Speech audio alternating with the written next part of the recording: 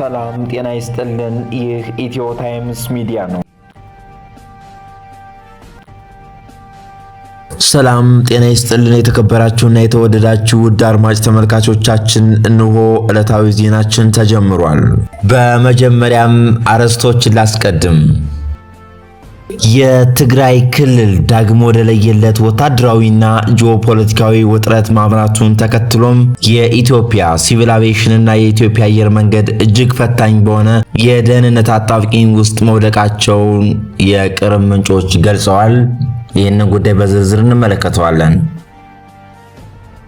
የአንበሶች አርበኝነት በሌሊቱ መብረቅ የሉማሜ ነጻነት የሌሊቱ ሰዓት እኩለ ሌሊት አልፎ ጎህ ሊቀድ 11 ሰዓት ሆኗል። ከተማዋ በእንቅልፍና በሌሊት ቀዝቅዛ ጸጥታ ተውጣለች። የሉማሜ ከተማም የጠላት ሰራዊት በመሸገባቸው ድንኳኖችና የቁጥጥር ማዕከላት ውስጥ በሰመመን ውስጥ ነበረች። የአማራ ፋኖ ብሔራዊ ንቅናቄም የሉማሜ ከተማን ተቆጣጥሯል። ይህንን ጉዳይም በዝርዝር እንመለከታለን። ከትግራይ ኮሙኒኬሽን ጉዳዮች ቢሮ የተሰጠ ማብራሪያም የብልጽግናው ጂኖሳይዳዊ አገዛዝ በምዕራብ ትግራይ ሸረሪን አካባቢ በሰራዊት ትግራይ ላይ በከፈተው የማጥቃት ሙከራ በጀግናው የትግራይ ሰራዊት ተመክቶ በርካታ ሰራዊት ሞት፣ ቁስለኛና ከባድ ሽንፈት እንደገጠመው ይታወሳል ብሎ ይጀምራል የኮሙኒኬሽን ጉዳዮች ቢሮ የተሰጠ ማብራሪያም። ይህንን ጉዳይም በስፋትና በዝርዝር እንመለከተዋለን። ታዲያ እናንተም እስከ ቆይታችን ድረስ አብራችሁ እንድትቆዩ በአክብሮት እየጋበዙ ወደ ዋና መረጃዎች አልፋለሁ።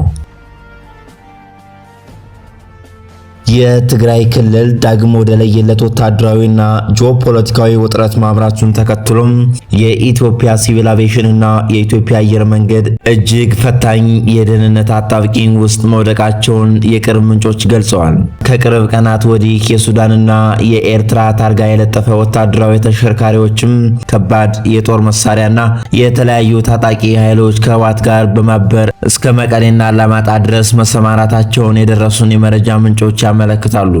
ይህ ያልተጠበቀው የውጭ ኃይሎች ተሳትፎ የተቀላቀለበት ወታደራዊ እንቅስቃሴም የአየር ክልል ደህንነትና ከፍተኛ አደጋ ላይ የጣለ ሲሆን አየር መንገዱ ወደ ክልሉ የሚያደርጋቸውን መደበኛ የሲቪል በረራዎች ሙሉ በሙሉ ለማቋረጥ ሊገደድ እንደሚችል የዘርፉ ባለሙያዎች እያስጠነቀቁ ይገኛሉ። ይህ ሁኔታ በአቪዬሽን ሕግና ደህንነት መነጽር ሲታይ እጅግ አሳሳቢም ነው። በዓለም አቀፍ የሲቪል አቪዬሽን ድርጅት መተዳደሪያ ደንብና በቺካጎ ኮንቬንሽን አንቀጽ 9 መሰረትም ማንኛውንም ሉዓላዊ ሀገር በጦርነት ወይም በከፍተኛ የውስጥ ደህንነት መደፍረስ ምክንያት የአየር ክልሉን በከፊልም ሆነ በሙሉ የመዝጋት ሙሉ መብት አለው። ለኢትዮጵያ አየር መንገድ ዳግም ከምንም በላይ ቅድሚያ የሚሰጠው የተሳፋሪዎች የበረራ ሰራተኞችና የአውሮፕላኖች ደህንነትም ነው። በዘመናዊ የጸረ አውሮፕላን ሚሳኤሎችና ከባድ የጦር መሳሪያዎች የታጠቁ ኃይሎችም መሬት ላይ መኖራቸው በማረፍና በመነሳት ሂደት በዝቅተኛ ከፍታ ላይ ለሚበሩ የሲቪል አውሮፕላኖች ቀጥተኛ ስጋትም ነው ተብሏል። በመሆኑም የኢትዮጵያ ሲቪል አቪዬሽን ባለስልጣናት የአየር ክልሉን ከፍተኛ አደጋ ያለበት ዞን ብሎ የመፈረጅና በረራዎችን የማገድ ዓለም አቀፍ የሕግ ግዴታ ሊወድቅበት ይችላልም ተብሏል። ችግሩ ከቀላል የሀገር ውስጥ ግጭት አልፎ ቀጠናዊ የጂኦፖለቲካል ቅርጽ መያዙም ጉዳዩን ይበልጥ ውስብስብ አድርጎታል። የኤርትራና የሱዳን ኃይሎች ከፌዴራል መንግስት ጋር ለመፋለምም በክልሉ መገኘታቸው የአፍሪካ ቀንድን የጸጥታ እኩልዮሽ ክፉኛ የሚያናጋ ነውም ተብሏል። ወታደራዊ አውሮፕላኖች፣ ድሮኖችና የክትትል ራዳሮች በሚበዙበት እንዲሁም ማንነታቸው በውል በማይታወቅ ታጣቂዎች በተሞላ ቀጠና ውስጥ የሲቪል በረራዎችን ማካሄድ በአቪዬሽኑ ቋንቋ በእሳት ላይ የመራመድ ያህል የሚቆጠር አደገኛ እርምጃም ነው ተብሏል። ዓለም አቀፍ ማህበረሰብም ይህንን የውጭ ጣልቃ ገብነት የቀጠናውን ሰላም የሚያደፈርስ አደገኛ አዝማሚያ አድርጎ ይመለከተዋል። በዓለም አቀፍ ደረጃ ይህ አይነቱ የአየር ክልል ስጋት እጅግ አሳዛኝ ታሪኮችን ጥሎ አልፏል። ላብነትም እንደ አውሮፓውያን አቆጣጠር በ2014 በምስራቅ ዩክሬን አየር ክልል ላይ የነበረውን ጦርነት ተከትሎም የማሌዥያ አየር መንገድ በረራ 17 በሚሳኤል ተመቶ መውደቁና 298 ንጹሃን ማለቃቸውን ለዓለም አቪዬሽን ትልቅ የደወል ድምጽ ነበርም። በቅርቡም በሱዳን በተፈጠረው ጦርነት ምክንያት የካርቱም ዓለም አቀፍ አውሮፕላን ማረፊያ ሲወድምና የሱዳን አየር ክልል ሙሉ በሙሉ ሲዘጋም ተመልክተናል። በየመንና በሶሪያም በተመሳሳይ የሲቪል አቪዬሽን በረራዎች ለዓመታት ተቋርጠው ቆይተዋል።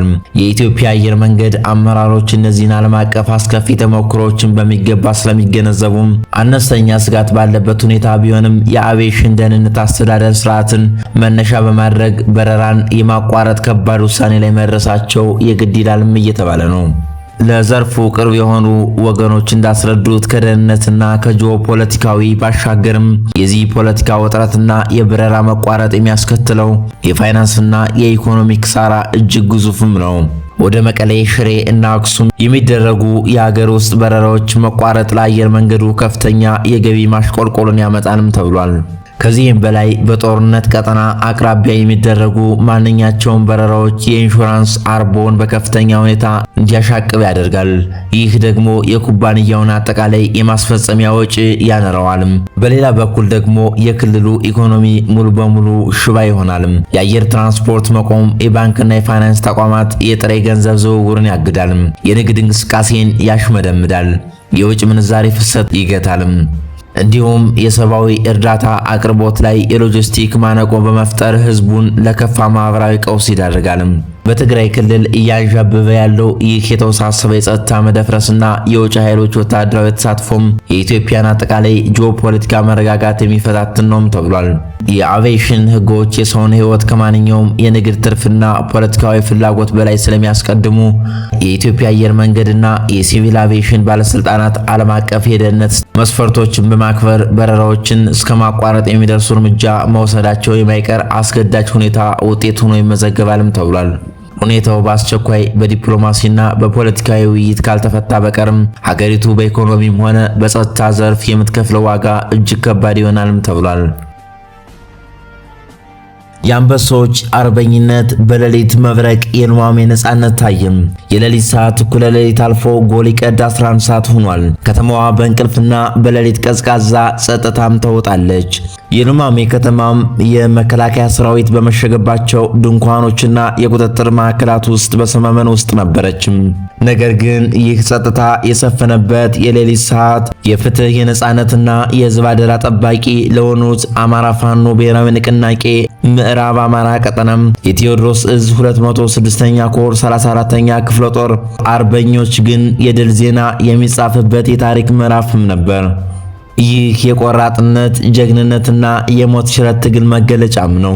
የዚህ ክፍለ ጦር ጀግኖች አባላት መሬቱን አንጠፋጥፈው ሌሊቱን እንደ ቀን ቆጥረው በጠላት ቅዠቱ ውስጥ እንኳን የማይታሰብ እርምጃ በመውሰድም በድንገት ከማዕበል በባሰ ፍጥነት በሉማሜ ከተማ ላይ ተወረወሩ።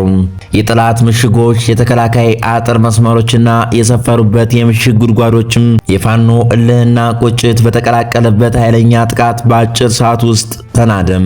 ጠላት በሌሊቱ ጸጥታ ውስጥ ከተኛበት ንቃተ ህሊና ሳይደርስም የፋኖ መብረቃዊ እርምጃ እንደ ማዕበል መታው። ባንዳዎች በድንጋጤና በለቅሶ የነፍስ አድን ጩኸት አሰሙ። ነገር ግን የነጻነት ዜማው ከጩኸታቸው በላይ ጎልቶም ወጣም። በዚህ ቁጭት በተሞላው እርምጃ የጠላት አስክሬን በየቦታው ተዳርቧል። የወገን ኃይል በታላቅ ወታደራዊ ስነ ምግባርና በጀግንነት ተቀናጅቶ ጠላትን በጉድጓዱ ውስጥ ቀብሮታል።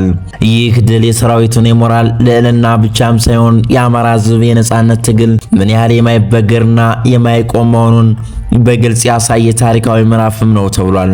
የከተማዋ በፋኖ መያዝ የጠላትን ከንቱ ቅዠት ያከሸፈ የፋኖን ክንድ በድርጊት ያስመሰከረም እና ለወደፊት ድል አብሳሪ የሆነ ታላቅ የጀግንነት ምዕራፍ ነው።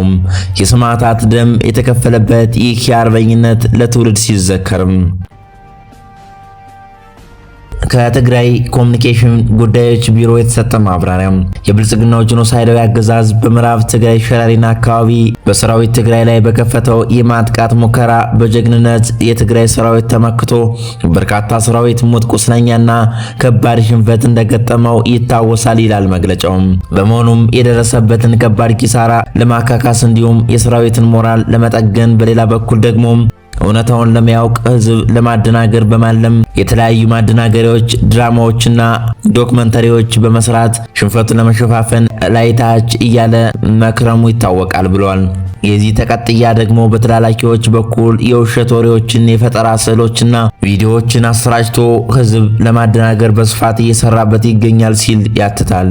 ከጦርነትና ሁከት ውጭ መንበረ ስልጣኑ ላይ መቆየት የማይችለው ጂኖሳይዳዊ አገዛዝም ከሚያሰራጫቸው የውሸት ወሬዎች በተጨማሪም አሁን ወደ ሁሉም የትግራይ ወሰኖች ሰራዊቱን በማስጠጋት የጦርነት ቦታዎችን እያስተካከለና ውጊያ ለመጀመር የሚያስችለውን ዝግጅትም ጨርሷል።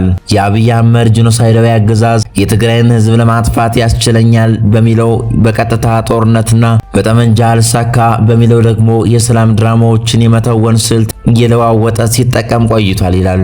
በምንገኝበት ተጨባጭ ሁኔታ መደበኛ ሚዲያዎችና ማህበራዊ ሚዲያ አንቂዎችን በመጠቀም በርካታ ማደናገሪያ ወሬዎችን እያሰራጨ በትግራይ የመከታ ኃይሎች በትግራይ ህዝብና የትግል ሂደቱ እንዲሁም በትግራይ ህዝብ ብሔራዊ ጥቅሞችና የህልውና ዋስትና ላይ አሉታዊ ተጽዕኖ ለማሳረፍም ያስችሉኛል ያላቸውን ሁሉም አይነት ጥረቶች እያደረገ ይገኛልም ብለዋል። በዚህ ሰሞን ደግሞ ሰላም ፈላጊ መስሎ ለመታየት የተለያዩ አሸማጋዮችን ወደ ትግራይ እንደመጡ ዲፕሎማቲክ ማህበረሰብ ለሰላም ንግግር ወደ ትግራይ እንደገቡ በማስመሰልም በከፍተኛ ደረጃ ማደናገሪያ ወሬዎችን ሲያሰራጭ ታይቷል ብሏል።